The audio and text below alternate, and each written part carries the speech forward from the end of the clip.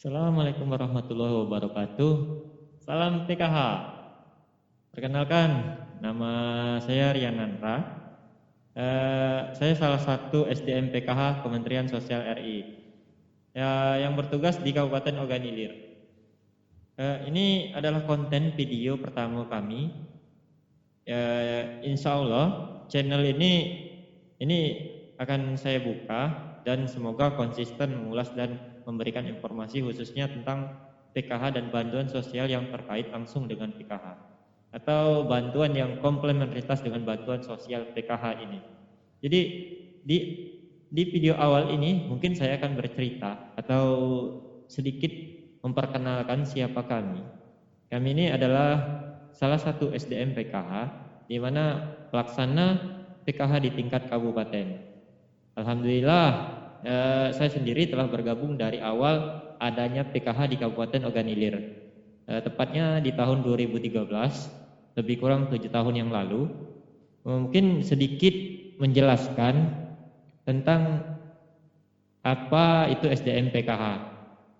Di sini SDM PKH adalah pelaksana PKH di tingkat bawah. Jadi koordinasi Kementerian Sosial terdiri dari pendamping PKH, administrasi pangkalan data di tingkat kabupaten maupun kota maupun provinsi.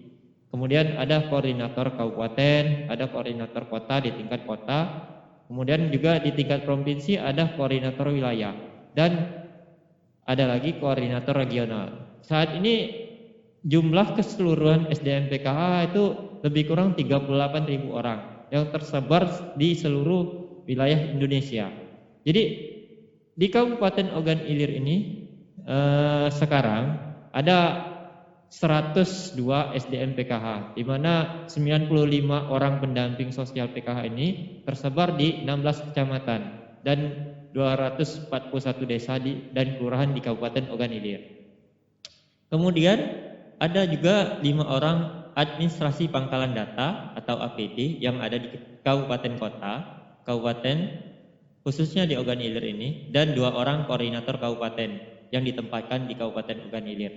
Jadi pokok bahasan pertama ini, mungkin di video ini kita langsung mengulas apa peran pendamping sosial PKH, terus juga apa tugas dari administrator pangkalan data atau APD, terus juga apa tugas dari koordinator kabupaten. Yang pertama mungkin kita langsung ke siapa, apa dan fungsi dari pendamping sosial PKH. Apakah benar pendamping sosial PKH itu bisa memasukkan bisa memasukkan masyarakat untuk menerima bantuan PKH? Yuk kita simak videonya.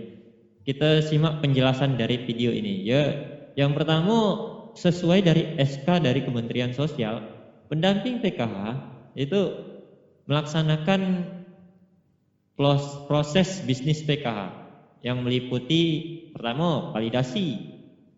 Pendamping juga mendampingi penyaluran bantuan PKH, memverifikasi dan pemutahiran data, kemudian melakukan pertemuan kelompok atau P2K2 di setiap bulannya. Kemudian apalagi yang terakhir adalah sesuai pendamping PKH itu memotivasi KPM untuk melakukan graduasi mandiri atau pengunduran diri secara sukarela oleh KPM PKH. Ya, yang bahasan pertama validasi, maksudnya di sini di mana pendamping sosial PKH ini pertama mendapatkan data calon penerima PKH ini langsung dari Kementerian Sosial. Nah, kemudian di lapangan pendamping PKH melakukan validasi data tersebut. Apakah memang ada di desa atau kelurahan tersebut si calon penerima, ataukah sudah tidak ada lagi, ataukah sudah tidak layak lagi, tidak memenuhi syarat dari penerima bantuan PKH. Itu pendamping PKH yang melakukan validasi tersebut. Kemudian penyaluran bantuan. Di penyaluran bantuan PKH, pendamping bertugas mendampingi saja. Ketika dilakukan setelah validasi, itu penerima bantuan akan menyalurkan bantuan dan akan menyairkan bantuan melalui bank penyalur. Kalau di Kabupaten Ogan Ilir ini bank penyalurnya adalah Bank BRI. Di Di sini pendamping bertugas mendampingi PKH untuk mencairkan bantuan tersebut. Jadi selanjutnya verifikasi komponen. Komponen yang perlu diverifikasi adalah komponen kesehatan, komponen pendidikan, dan komponen kesejahteraan sosial. Jadi pendamping PKH wajib melakukan verifikasi tersebut. Apakah si anak dari KPM itu sekolah atau kan melakukan kunjungan ke fasilitas kesehatan atau fasilitas pendidikan. Jadi wajib pendamping PKH melakukan verifikasi tersebut. Kemudian selanjutnya pemutahiran data. Itu salah satu tugas dari pendamping PKH.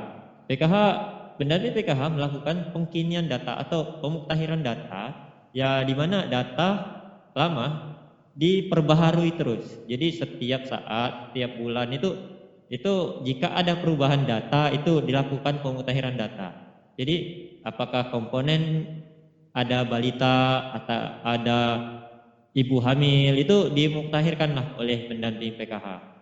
Selanjutnya di poin kelima ini ada pertemuan kelompok atau pertemuan P2K2.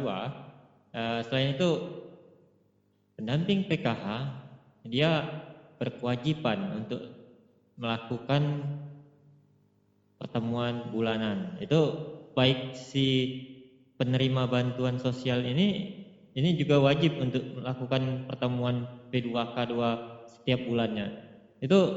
Ini diajarkan untuk merubah pola pikir masyarakat tentang bantuan sosial PKH ini.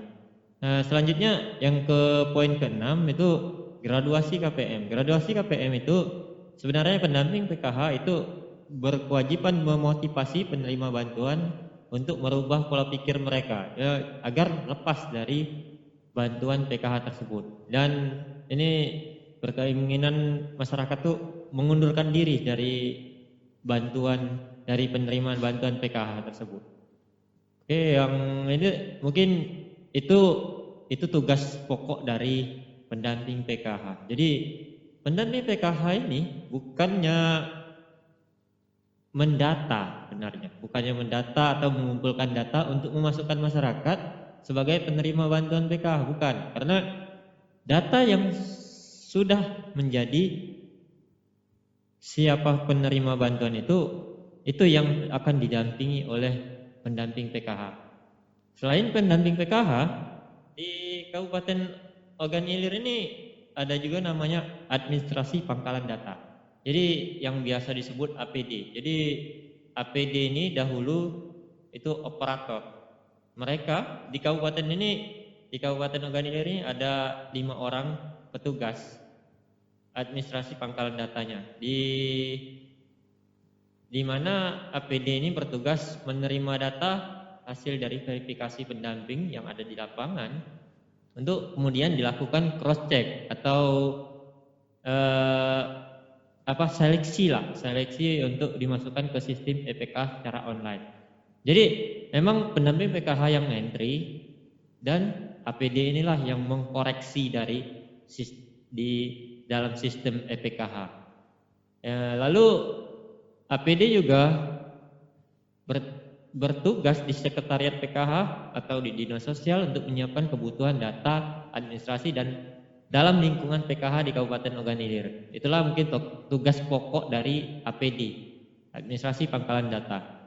Lalu selain dari pendamping PKH, administrasi pangkalan data yang ada di Kabupaten Ogan Ilir, di sini di Kabupaten Ogan Ilir yang tidak kalah pentingnya adalah adanya 2 orang koordinator. Koordinator ini yang biasa disebut oleh koordinator kabupaten atau yang disingkat dengan Korkap. Ini di Kabupaten Ogan Ilir ini ada 2 Korkapnya. Dia dibagi menjadi 2 wilayah. Jadi 16 kecamatan ini dibagi menjadi 2 wilayah, wilayah 1 dan wilayah 2. Jadi mereka mendampingi dari pendamping ini untuk memberikan pengendalian atas dan pengawasan atas proses bisnis PKH ini agar lancar di tingkat kabupaten. Itulah tugas dari koordinator kabupaten.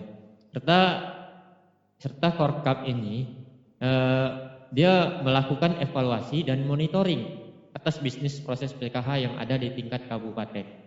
Mungkin sampai di sini informasi tentang SDM PKH di Kabupaten Ogan Ilir khususnya yang bisa saya sampaikan.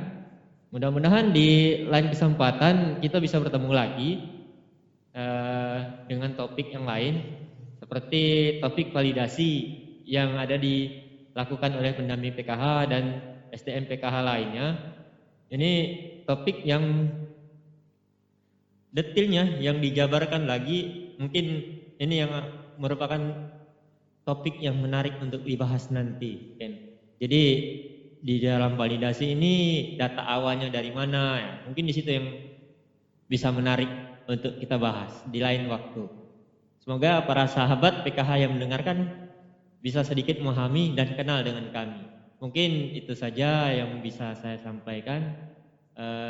Salam PKH, sopan, integritas, dan profesional. Assalamualaikum warahmatullahi wabarakatuh. Sampai ketemu.